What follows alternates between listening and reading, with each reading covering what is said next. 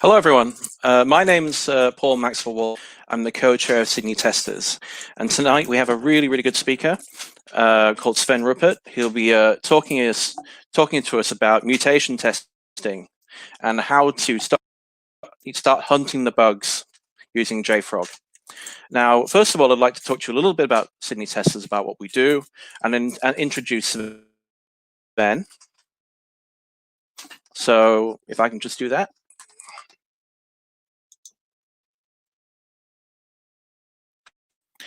So if you wish to talk about the event or to tweet the event, you could, or you could use a hashtag SidTest SRuppert, as you see below, and we'll try and retweet it. The introduction will be by myself, and then Sven will talk. After the talk, there will be a Q&A session. You can write your comments either in the live chat or in the comments on YouTube, and then I'll relay them to Sven. You should be able to see them as well. And then we'll have 5 or 6 questions like that, and then we'll wrap it up. Now, we as Sydney Testers, we're a group of volunteers with a focus to improve testing for Sydney. So our focus is about making the testing scene in Sydney more cohesive and better. So we organise monthly talks, socials, and other events for the Sydney testing community, and now online. And with our focus online, it means that anyone in the world can watch our live streams or our recorded streams. We have a wide range of local international speakers. Recent speakers have included people like Michael Bolton, Trish Koo, Richard Bradshaw, and Rich Rogers, all big names in the industry. And if you want to get involved, please let us know. And thanks to our ongoing sponsors, TestEd. So let me pass you over. Let me just describe Sven. He's working as, go back to the main page. He's working as a developer advocate for JFrog, and he's been coding Java since 1996 in various industrial projects. He's worked for over 15 years as a consultant worldwide in industries such as automotive, space, insurance, banking, the UN, and the World Bank. He speaks regularly at conferences and meetups worldwide and contributes to ID periodicals as well as tech portals.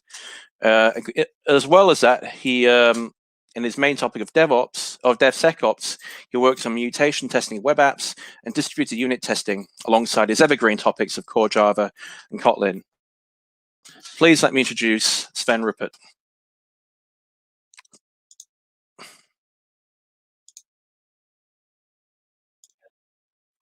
Hello, just bring you in. Okay, hello. So, hope everybody can see. Hi, Sven. Hi. Thank you so much for yes, hopefully they all can, and hopefully we can, if there are any people who are interested or have any questions, please post them in the comments. We will be checking them. I will now pass you over to. So, I'm not sure if I'm now the only one here, so I can just see nobody else. I took myself off the stream, so you can just, you can share your slides now. Okay, we'll start. Thanks. So now the difficult task. I have to share my screen. I will try. So let's see my application. Okay, so I think you can see my screen now. And I'm not doing this in this presentation mode because otherwise I can't see anything else here. So Okay, mutation testing. Mutation testing is a nice topic I want to talk about. And well, as you heard before, my name is Sven. I'm developer advocate at JFrog. And the best way to reach me if you have any questions, comments, or recommendations is Twitter. I have an email address. Sometimes I'm reading emails, but the best way to reach me is definitely Twitter. Okay, let's check the agenda for today. So I want to say why I started creating this talk. So there's a little story behind this, and then I want to give an example that we can use for our own, or for testing. Everybody can test itself or himself. So that means I will show you an example, and if you have a little bit, or you will have a little bit time now to grab a pencil and some piece of paper, and then you can write down your own answers, just to as a like a small game. So, and then you see in the end the result. Let's check. So, and if someone is really able to give the right answers without testing it or analyzing it or whatever, so just with thinking about it, please ping me. I'm really interested in seeing your results and yeah, what's going on. So the basic idea behind mutation testing is then the first step about the mutation testing itself. So it's a theoretical part of it, why and how and where it's coming from and all this stuff. And then we have a few words about different kinds of mutations. Say what is a mutation, what different flavors you can have and all this stuff. I will show you more or less one framework. I will mention another one just for research purposes, but I will give you the framework and the framework introduction I'm using here, I'm personally using on the JVM. And then we are going to a small demo so that you can see how the result looks like, how you could do it in daily life, so some practical steps. And the end is more or less what's a lesson learned. So what I learned in different projects using this one, and what I learned with projects, legacy projects, many legacy projects, so what I can do, and a little bit more than just testing. And then I will show you how you can start in your own project to test mutation testing by yourself. So this is more or less the agenda. So, oh yeah, very important. If you want to have a JFrog t-shirt, JFrog, we have definitely the cool shirts. You can win one, and we have a show note page. So jfrog.com/show notes. You will find this event and the slides. So otherwise, I will share the link to the slides as well. So, and if you're going there, you can turn to the raffle, and then if you're lucky, you're one of the 3 persons that will get a shirt. We have this bit.ly link to this one, so feel free to try it. I will show this later in the end again, so you don't have to make a screenshot now. Okay, some meat to the bones. The story behind this talk. So, long time ago, I was working for a company. I'm not mentioning the name. I don't want to blame someone, but it was a company, and I was leading the R&D team, and I got an old project, let's say it like this. So it was a product. It was more than 10 years old and still under development. And during the time I joined, there was not only one test. So there was really no test coverage, 0. And I asked for their plans, how to, well, modernize it, how to deal with technical debts and all this stuff. So if there are any plans and if there's any budget or what is, and the answer was just no, you are not paid for testing, you are paid for delivering features. So it was an interesting environment. And there was one main topic. Over the 10 years, the software was just big mud. So it was really a big mess. So there was one thing we really have to work on decreasing complexity so that we are still able to add something. And this was the start environment. And this was a best example why mutation testing is such a good tool and such a powerful tool if you're talking to a manager and talking to a developer. So questions, if you have such a big project and you are, I'm not sure, I can't remember the exact number, but it was way more than 1 million lines of code. And so there is no way of just sitting down there and screening the source code for a day and then knowing everything. So you need a machine that will help you. One thing for the management is always where is the biggest risk in this project. So how to find the place that are critical for changes, for how to secure the investment, and so all this stuff. And last but not least, well, we are all humans and we are working in a team. So we are not a machine. So how to motivate a team to work on such a project and how to motivate them to clean stuff. So, and if you start with metrics and you have 200,000 defects, I think after cleaning the first 10,000 one, and you see no progress, this is definitely not motivating. So how to deal with these basic questions. And yeah, just to give you an example and be aware of this. I have done this example with, I think, approximately 200 developers, maybe more, so until now. And the result is mostly a disaster. So, and the worst thing is that mostly the experienced developers, or let's say it in another way. So I thought I'm good, I tried it by myself, and it was really frustrating for myself to see how bad I was in the beginning. So let's see the example. This is a typical piece of code, let's call it business code. It's completely useless. There is no mathematical background in the so that you can say, okay, this is exactly because there is this physical law or whatever. So it's just some piece of code, and you don't have any reference. So for example, if you have a sorting algorithm, you can have different input values and you know exactly what is the result, because the order of the elements, it is just a definition. So A, B, C, that's it. So you can verify it. Or if you have to calculate something that is based on physics or whatever, you have a reference to see that you're right or wrong. But with some kind of business code, if it is calculating taxes or some special rules or whatever, you don't have this.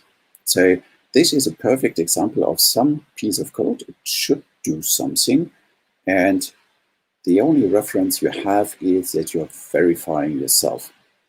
So if you're writing code and you have to test this stuff, there are a few questions you always have in mind. So what is enough for testing? What is the minimum barrier you need to be at least on a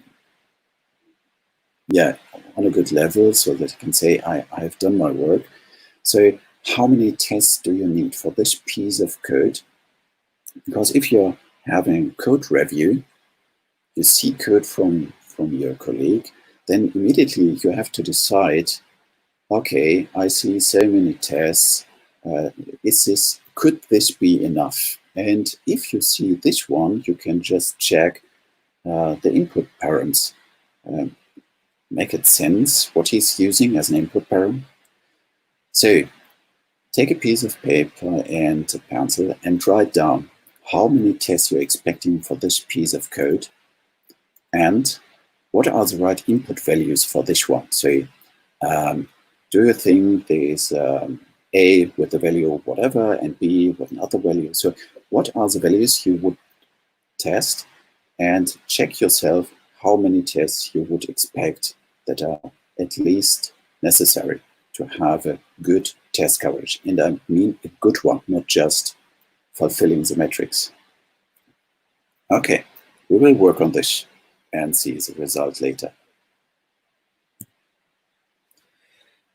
So yeah, this is exactly what I told before. So how many tests and what are the right input values? So please just start writing.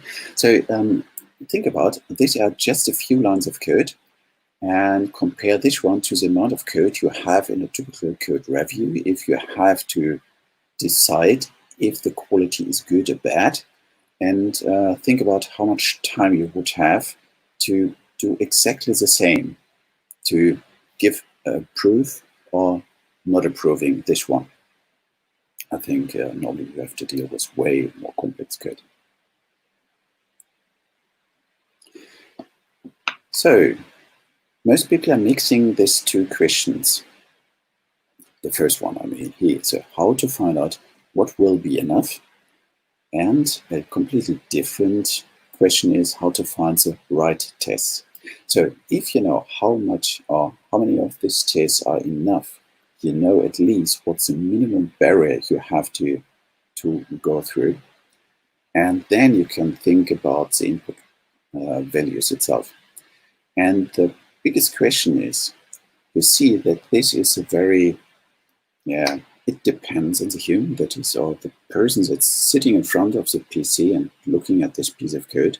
And think about, you're doing this one Monday morning and you had a huge, big, funny party over the weekend.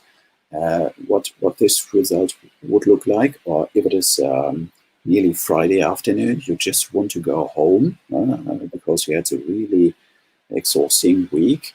So do you think you will give the same quality in both parts of the week?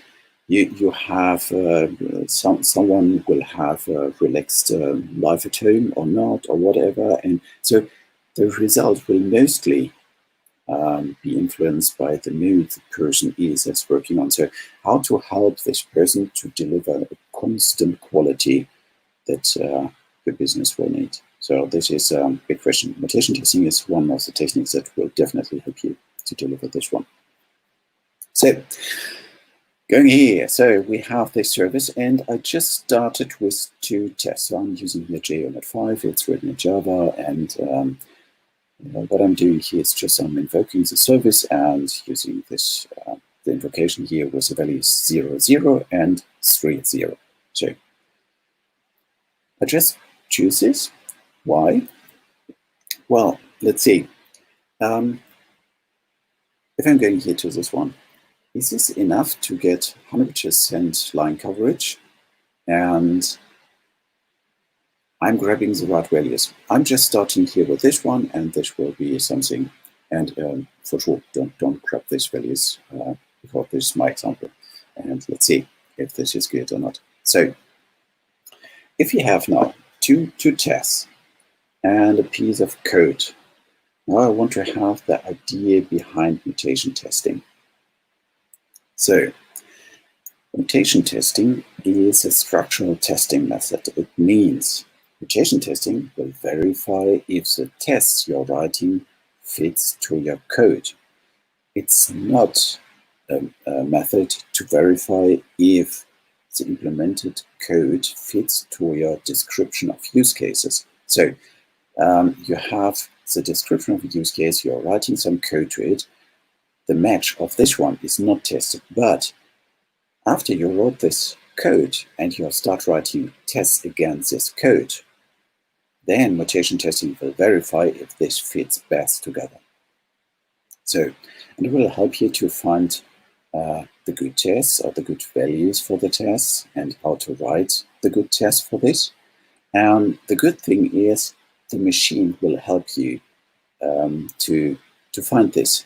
So the machine will do the job, the boring job again and again and again, and always with the same speed and quality. So this is the main thing behind, or this is a start point. And mutation, what is a mutation? A mutation is a small change in your code. Means you have one line of code and there's an operator, maybe a plus, and a small change would be changing the plus to a minus. What I'm not talking about is a change like I have a log message. So log, hello, this is my log message. And instead of hello, this is my log message, the string will be changed to hello, this is some log message or whatever. So it's really a change that will be a defect in the behavior of a program. So operators, constants, loops, and all this stuff. This change must be small enough to be a small defect in terms of different behavior. And then think about P would be the program, the original program you want to test, and T is a collection of tests, a test suite you're running against it.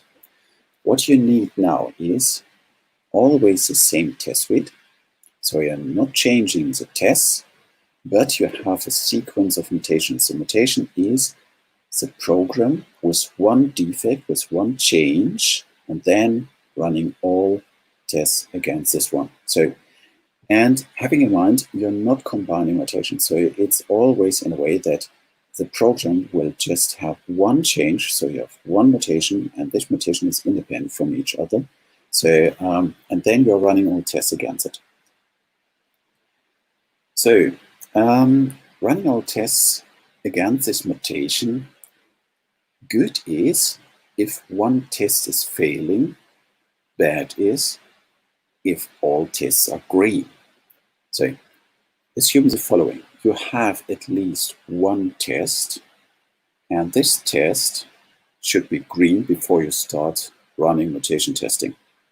So, and then if you are changing the code and all tests are green after the whole test suite run, is bad, because then you can't detect if you're delivering P, the original one, or a mutated version of it.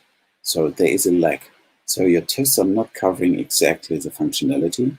So you can deliver different binaries and the result would be the same. And this is a bad thing in terms of mutation testing. So you will have an amount of mutations, and the perfect world would be that you're killing exactly 100% of all mutations, of all possible mutations.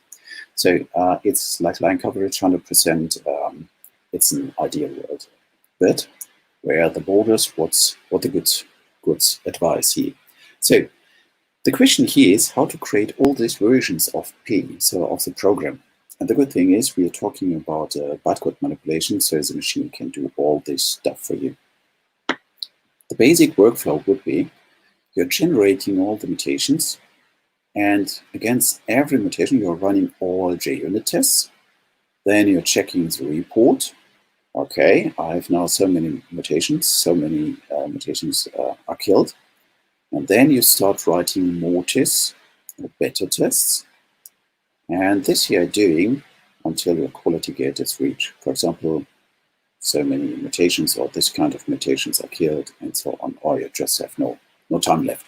So it's always the same. Generating mutations, running all tests, checking report, and working on the test, running it again. So it's the good thing is it's a typical TDD stuff. So you're doing exactly the same process. You're just using one additional tool in the background. So you don't have to change your process. You don't have to change your behavior and the main tooling. That's all already running. So assume that you have a few million lines of code, but you can build chunks of 1K, for example, 1K of lines. And if you have different modules and you're just checking, for example, the amount of mutations per 1K of lines, then you have more or less an order in which you should work. It means if module A will have 20 mutations per 1K lines and module B would have 10 mutations, then you could think about working on module B first because you have just 10 mutations, but you can do it in another way around. You can say, okay, the highest risk is a module C, and you're doing just reverse order. So you say, okay, the module with the highest amount of mutations per 1K of lines are working first on. Mostly, if you have more mutations per 1,000 lines of code or 100 lines of code or whatever you want to have here as a chunk, is a good indicator of the complexity and the quality of this piece of code. So if you have a dramatically higher amount of mutations, then mostly it's a very clear sign. This order will help you to decide what's the right way or the right order to spend your money. And well, talking about what kind of mutations. So a mutation could be, for example, a value mutation. So you're changing a constant. You have a constant somewhere and it's 100, and then you start changing it and see if the behavior is different. This is a language-independent mutation. And for example, changing loop boundaries, so adding and subtracting values. So you loop over it until the variable is 5, and then you're just changing this number 5 and see what is happening. Other language-independent mutation is, for example, small or less to small or less equal, smaller than or smaller than equal. So to change this Boolean operators or this comparison operators and see if this one. So what you can see here, if, for example, if you have two input values and you're changing from smaller than or smaller equal, and there's no breaking test, then the values you're using are not near enough at this operator. So this would be one thing, for example. And then something that is language neutral is swapping, deleting, duplicating lines of code. So yeah, maybe you're smiling and say, oh, this is stupid, but quite often I saw in legacy code, a lot of people are bug fixing stuff all the time, and then you're just forgetting something or whatever. And this is good to see if you have indirect things in your code, or if you have just stuff left over, and if the behavior is robust enough. But then after this, this is all language independent. So you have mutation testing frameworks, I think, for PHP and some other ones, and for the JVM. So this is not bound to the language. But if we are talking about, especially about Java, then you have some mutations that are specific for the language. For example, you can change the modifiers, or you can just delete init processors, init blocks, stuff like this. Very, very funny thing is changing between static and non-static to see what's going on there. Deleting this operator to see if the boundaries are well done. Or my favorite one, really my favorite one, is argument order change. It means you have a method with attribute int b, int a, int c. So, and then you have one in your team that really loves clean code and say, oh, no, this is just shit, B, A, C, this is the wrong order. I will change it and make A, B, C out of it. And it's so clean now. Well, but all is int. So this happened. It's not a joke. And so if this is tested, it's not bad. So mutation testing is an add-on to normal JUnit testing. So it's not a replacement. If you're dealing with JUnit, then mutation testing is an add-on. Tools are supporting this quite well. You will see how good the support will be. We'll show you the framework for this. And the bad thing is that you have, in terms of execution time, exponential growing. So it means a double amount of lines of code will lead to, I don't know what runtime.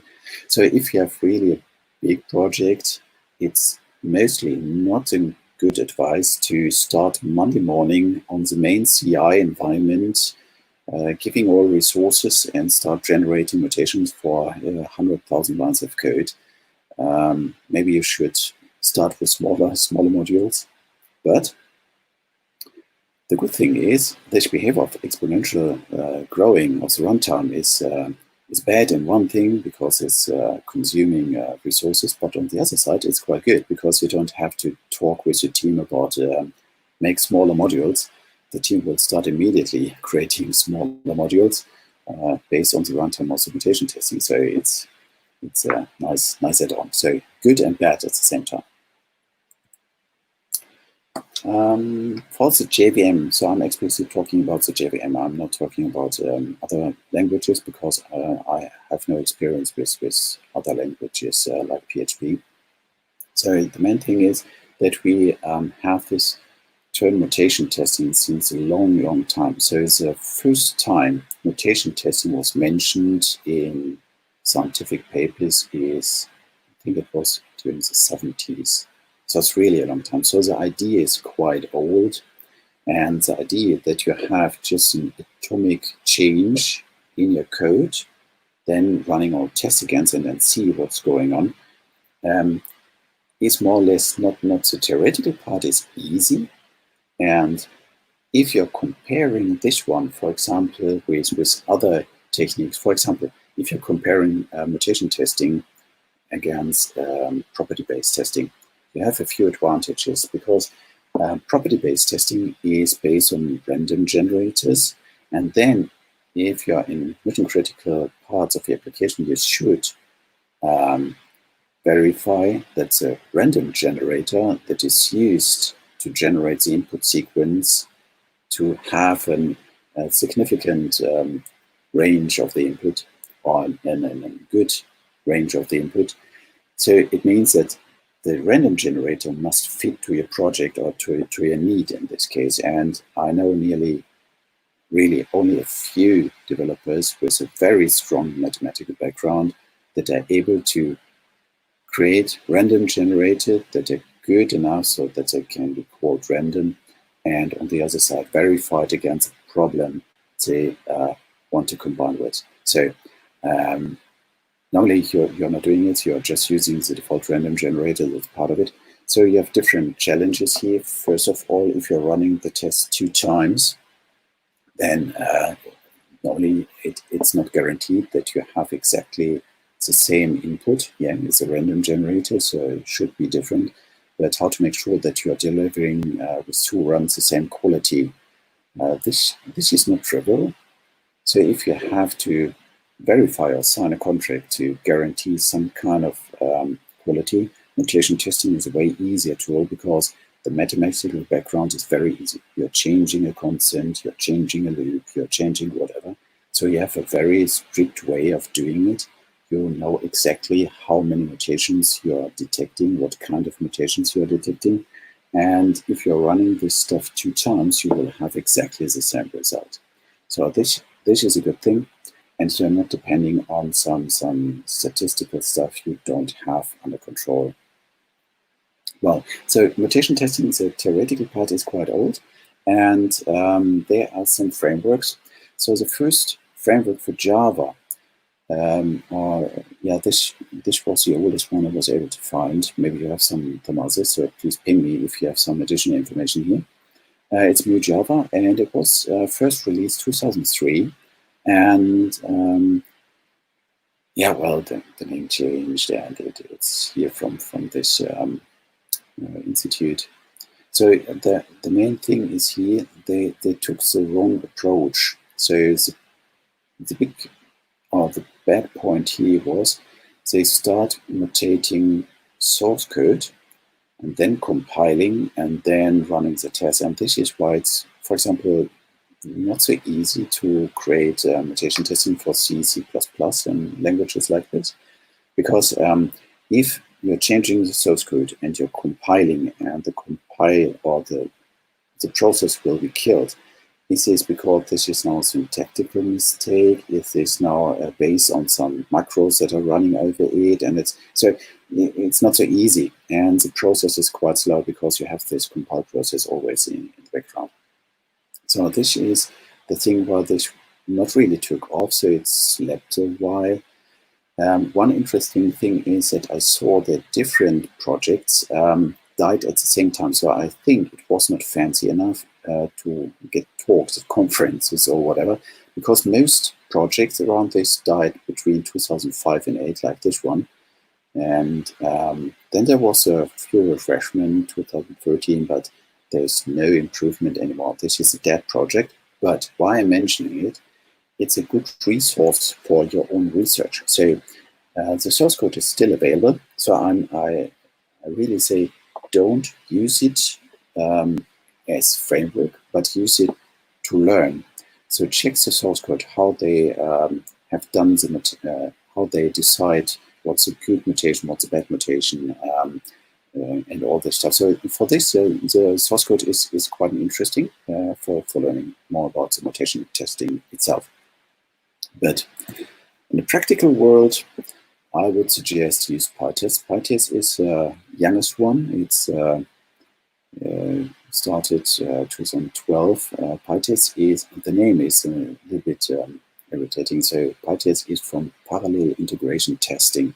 So this guy he's actually now a Java champion based on this work. So the person who wrote this one started with writing a test framework for to scale up with massive concurrent test runs. And this framework was using, for example, strong class loading and all this stuff to isolate things. And the good thing is that this helped later to deal with different binaries. So what he's doing, he is just reading the bytecode and then manipulating the bytecode. So there's no compile process in the background. This project is very active. So if there's a new Java version, and this is now every few weeks, he is able to follow this one to support the new class versions quite soon. So it's mostly a question of days or weeks. It's amazing. So this is a very active project, and I highly recommend to use this one if you are going to this. Coming back to our small demo. So, and again, after you heard what mutation testing is and what mutations are doing and all this stuff, think again about how many mutations you would expect here, and based on this one, how many tests you would need to test this piece of code, and what are the right input values. So grab your piece of paper you had in the beginning and yeah, check what the result could be.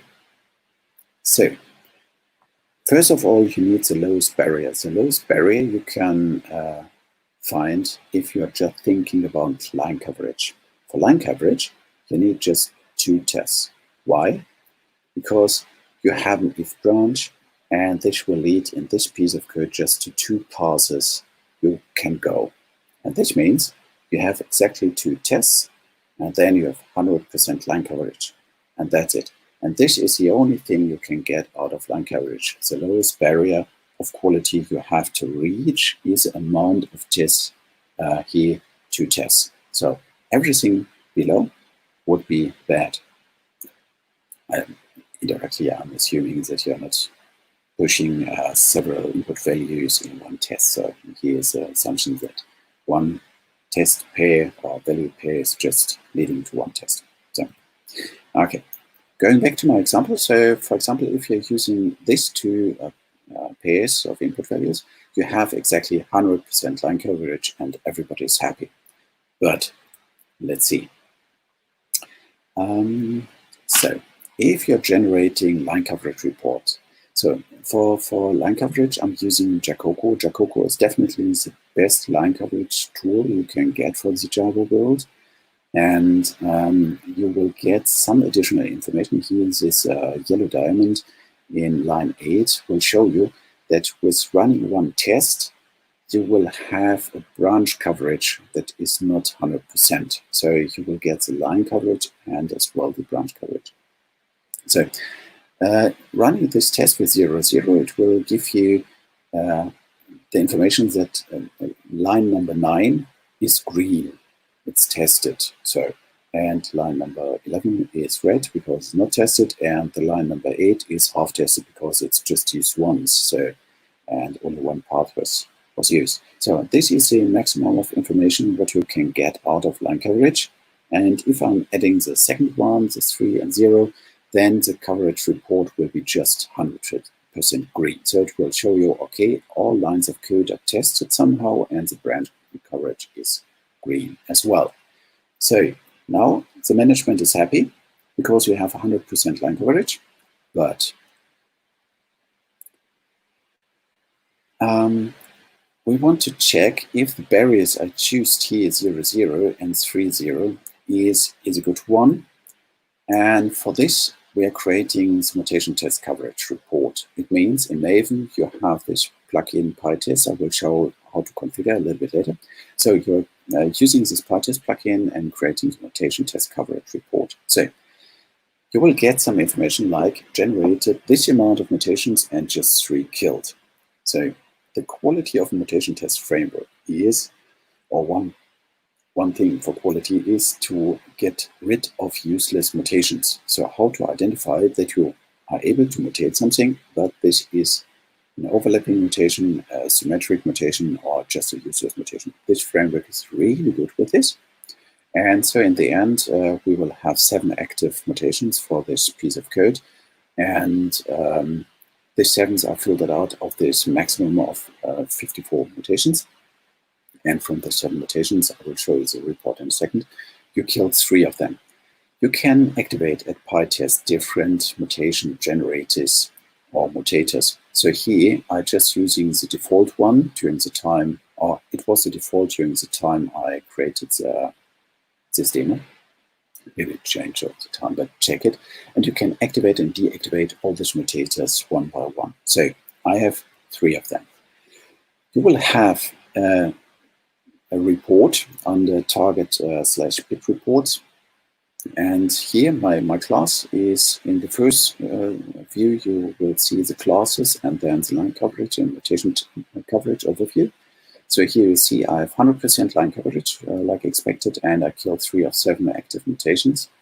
And if you're clicking on the service.jar with this name, you will go a little bit lower in this report, and then you have this report based on the lines. What you can see here is that you have in the first one the number of line, or for example, line number 8, and then you see this 2. This 2 means you have 2 active mutations, and red means at least 1 mutation is active in this line. So in line number 8, we have 2 mutations. In line number 9, we have 3. And line number 11, I have 2.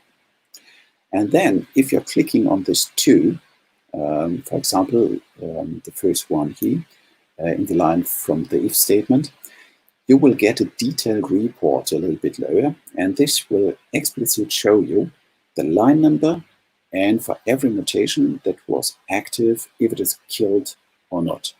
And this is a perfect report because it's so easy to read. Even if you're completely tired or whatever, you can read this one, and this is a base for discussion if you are running here, yes, no, if you choose the right one, and so on. So this red-green report is easy to read, and it's a very, very straightforward to-do list in the end. So you don't have to think about, oh, how to do this or that. So it's explicitly named. I have, for example, changed conditional boundary. This was not detected. Write a test against it. And then you start writing a test against, for example, line number 8, mutation number 1. So, and that's it. I've done this one. So I added a new test, for example, with the values 2 and 0. So to be near at this border, I was able to kill now the second mutation at line number 8. And this means that I can get rid of the test with input value 3.0, 3 and 0, because it's completely useless. So I'm now a little bit nearer its barrier. The next one will be then, for example, the next one, I think it was line number 9. I have to check. Yeah, line number 9, first mutation. First mutation. This is now killed, and for this I added the test with a value 1, 1. And it turned out if I'm using 1, 1, then 0, 0 is useless, so I can delete it. I have exactly the same result. So you can see that even with mutation testing, you can kill useless tests. So this I'm doing again, and then I'm working on the next one, and I killed here this 11, 1. And now I have my input values 1, 1 and 2, 2. And I have in line number 9 one thing. So replaced integer multiplication with division. And this is a beast. Why? yeah, multiplied by -1 and divided by -1 is exactly the same. So this is a mutation you just cannot kill. And you will find places like this. So you have two different ways you can, three possibilities. The first one, you can just ignore it. The next one is that you can try to rewrite your code, that you have the same semantic but a different way to go through. But to say the truth, don't do it too much. So it's not the goal to make your code complex just to have a better report. So make sure that this is not happening. So, and then explicit decision if this is a right use case, yes or no. So in the end, you have to do a decision. That's for sure. And yeah, 100% line coverage as well is not 100%. No, it's not possible. So lesson learned. So I've done this one with a project, for example, very intensive that I mentioned in the beginning. And for example, assume you will find some code like this. So this was one of the utility methods. So the first thing I've done is I've deleted JavaDoc because it just not fit to this implementation that was there. Now the next thing was, yeah, how to test this one and what was the intention of this code. And so I took this piece of code and grabbed, I think, 4 or 5 of the engineers from the team and told them, okay, now it's time to refactor and please use mutation testing. Okay, it was the second step. The first step was just start writing a unit test against it to make sure that you are able to refactor this one, because this is unbelievable code. And if you want to refactor, the best thing you can do is increase test coverage before, so that you have a safety build, make a copy of your code you have in the beginning and start refactoring, so that you have a reference you can compare with all the time. And well, it turned out that they start writing tests, I don't know, really, a lot of tests. And then I introduced mutation testing and told them here, try to get rid of the useless tests and write against it. And the result with mutation testing was this piece of code. So this is a semantic replacement. And we were only able to write this with mutation testing, more or less, because with this we had the best test coverage we were able to create. By the way, we had nobody to ask what exactly was a requirement for this piece of code, but it was used everywhere. So we just needed a semantic replacement, not yeah. So even bugs should be reported. So and if you are looking at this piece, so this one and this one, you will see that in the end you have a way easier structure. So with mutation testing, it mostly leads to a more clean or easier structure. So you don't have this cascaded if then else for whatever loops and branches and all this stuff. So mostly if you're using mutation testing, you're pushing yourself to simplicity, and you can really see that the developer is constantly working with easier constructions, even during the development time. So this is one of the really good benefits. And the version 2 is a way more or easier to maintain piece of code and easier to test, by the way. So this is one thing mutation testing is leading to. So if you're introducing mutation testing, it's more or less leading you into the direction of smaller modules, cleaner code, easier structured, no fancy stuff with 5,000 indirections. And there's one thing that is quite nice. It will help you to find useless code.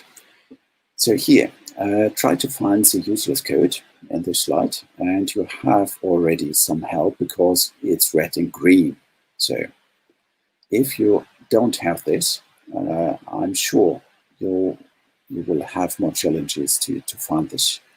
And if you're checking here, mutation testing told me that I'm not able to kill some mutations because of this line.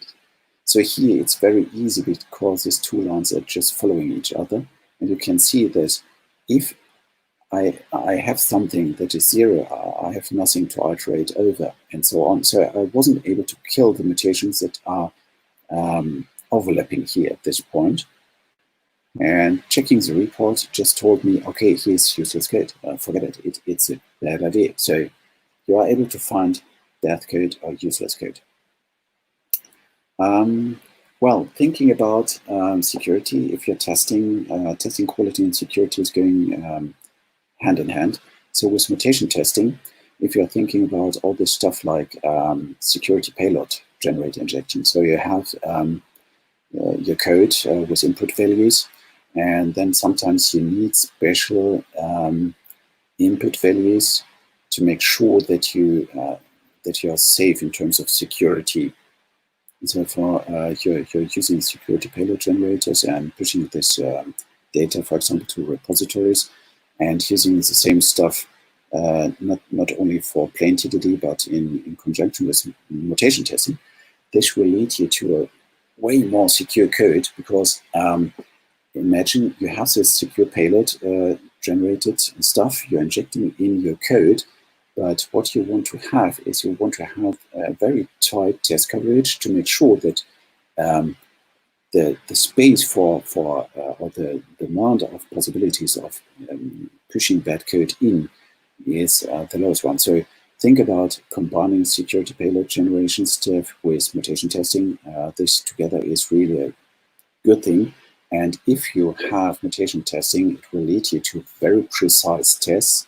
And with precise tests, you can just combine this one with security payload stuff. So here's mostly if you have a repository, you are grabbing the test plans, running all this stuff again. So here you start thinking about concurrency.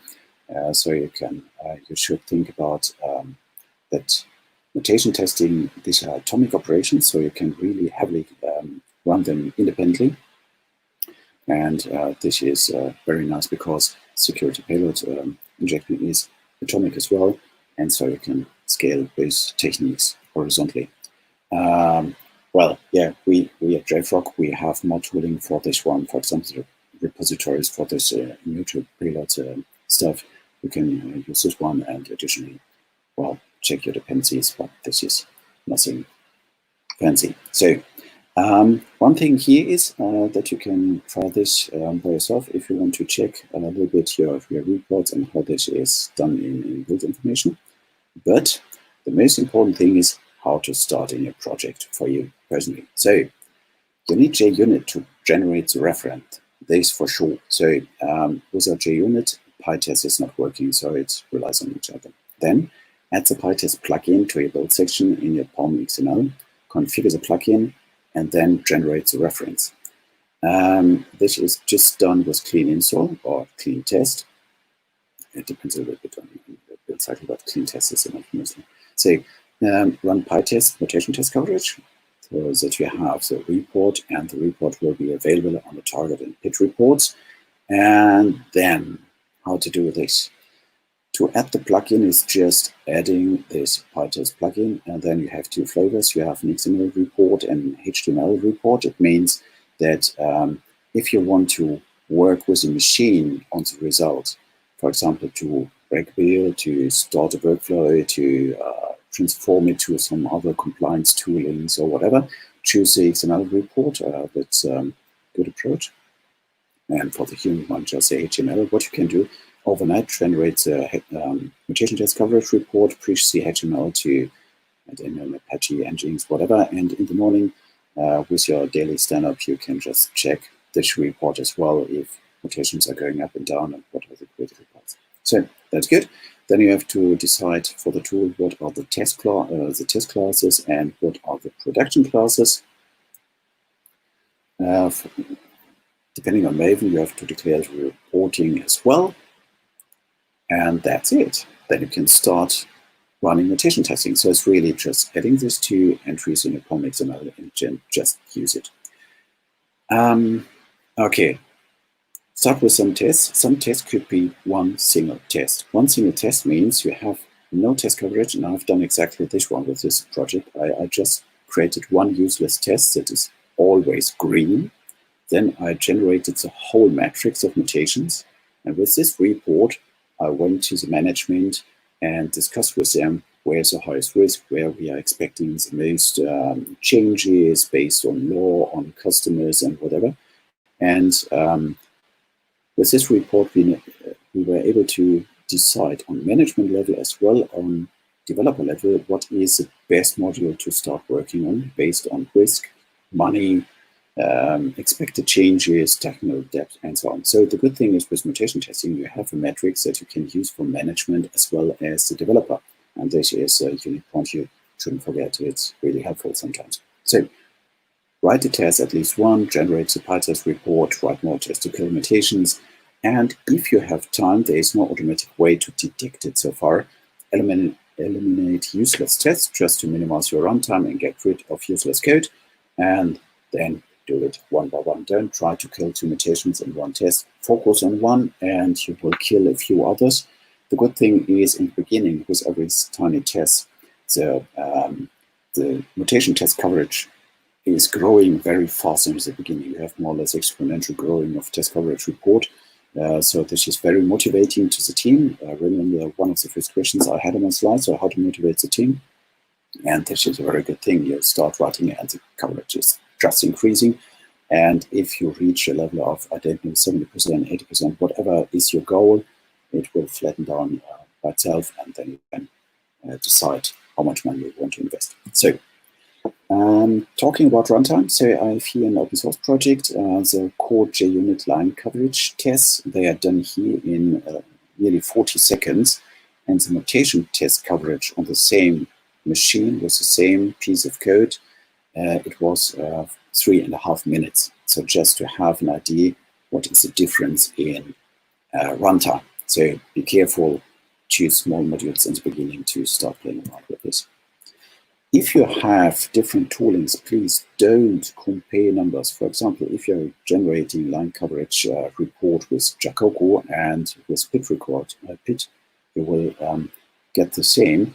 You will have, for example, different numbers. For example, line coverage 88% compared to 94%. So make sure that you're not comparing different things. Choose one is the leading one. I would go with Pit test coverage report because it's line coverage and mutation test coverage, and that's it. And now we are coming to a very interesting thing. Mutation test coverage report, or this Pit, is working with Java and Kotlin. So it means even if you're planning a transition to Kotlin based on the Java source code, you can use the same tool with the same reports and with the same coverage metrics. So here I created an object-oriented version of the same Java code, and you see that you have more or less the same report. You have a slightly different amount of mutations, but this is language dependent. So here, this is for Java, and here, this is for Kotlin. So it's more or less the same. That's good. So in the end, don't forget to win your shirt, earn your shirt. We at JFrog, we have the cool shirts anyway. So it's always nice to have one of them. And oh, by the way, I'm using this one here. It's a woman right now, so we have different ones. Check it out. And well, so I'm done with this. So I'm open for questions now, and I will stop sharing my screen. And yeah, that's it. Well, thank you so much, Rupert. That was excellent. Sorry, Sven. That was excellent. Really enjoyed that. We do have one question that's... sorry, can you hear me? All right. Yes, I can hear you. Sure. Okay. Yeah. We have one question that's posted in the chat from somebody called Adam A. And I'm just bringing it up on the screen. Are there any established tools, frameworks for mutation testing JavaScript? Any experience with Striker? Thanks. So no experience with Striker, to say the truth, and I'm not in the world of JavaScript. So everything I'm saying here is far away from being valid or battle proofed.